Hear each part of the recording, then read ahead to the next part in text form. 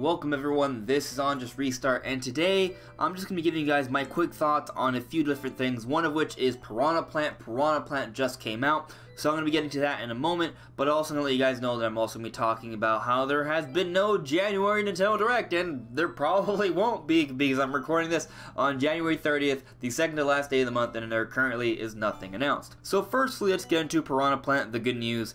So yeah, Piranha Plant came out last night, and I think he's a pretty fun character. He's fun, he's unique, and I love him.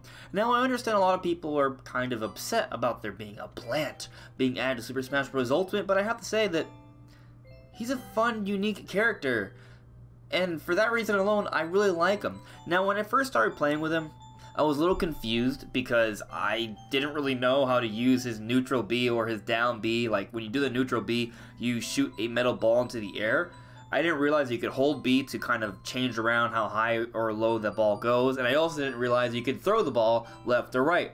Once I learned that, it changed the ball game entirely because it becomes a random move that you just put a little metal ball above you to an actually really good range attack that has a lot of knockback and can kill enemies. It's just a really great thing.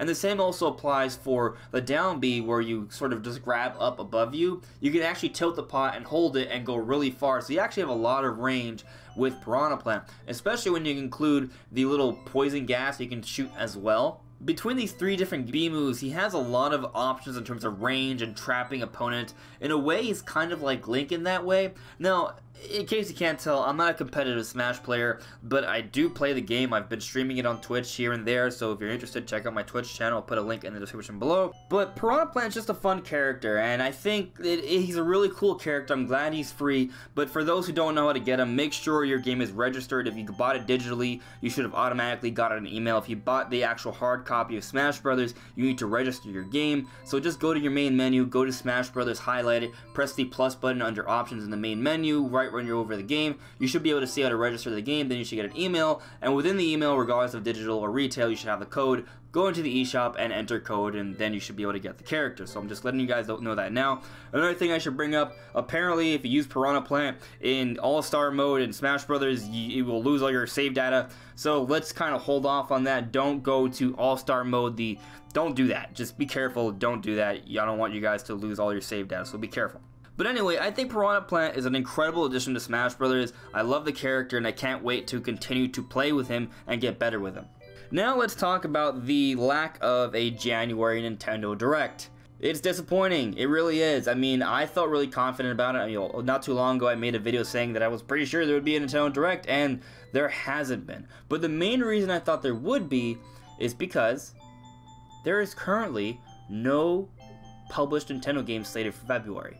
Since the Switch has come out, Nintendo has done a really good job of coming out with games all throughout, having at least one game come out every month. There's been a month or two that they have skipped, but usually they have at least one game come out.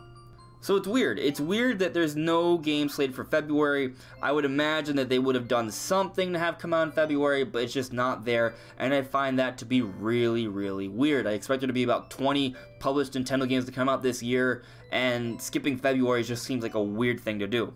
Especially because Yoshi's not coming out until the end of March.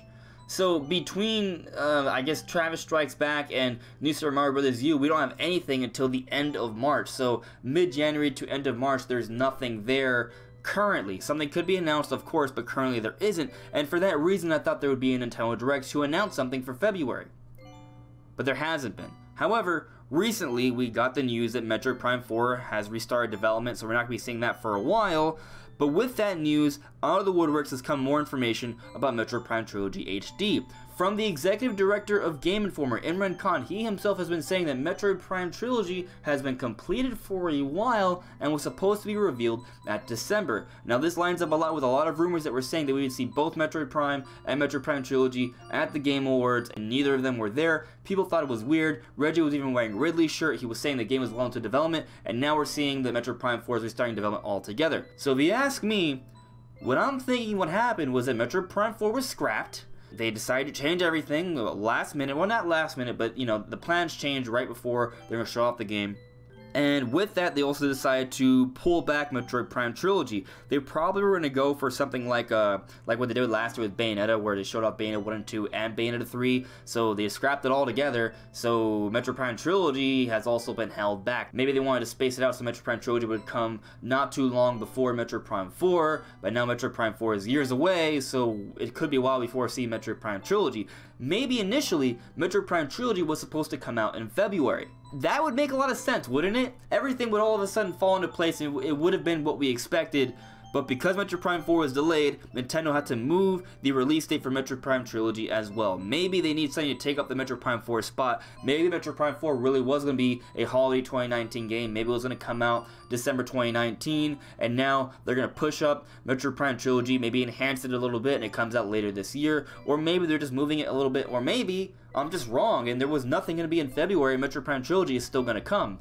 But it was expected to be revealed quite a while ago, and it hasn't been. So it's a weird situation, guys. I don't really know what's happening. Of course, I don't. I'm not Nintendo. Nintendo's super unpredictable.